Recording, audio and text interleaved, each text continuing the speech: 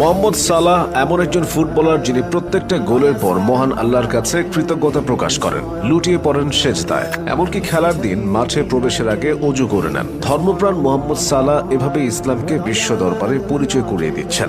শুধু ইসলাম ধর্মের প্রসার নয়, মুসলমানদের প্রতি অন্য ধর্মের মানুষের যত ভুল ধারণা আছে তা কমিয়ে আনতেও সালাহর অবদান রয়েছে। বিশেষ করে ইংল্যান্ডে সালাহ ইংল্যান্ডে মুসলিমদের সম্পর্কে ধারণা পাল্টে দিচ্ছেন।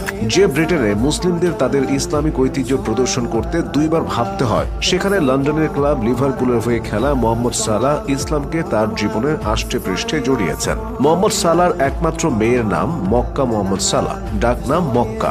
সৌদি আরবের পবিত্র নগরী মক্কার নাম অনুসারে মেয়ের নাম রাখা হয়েছে।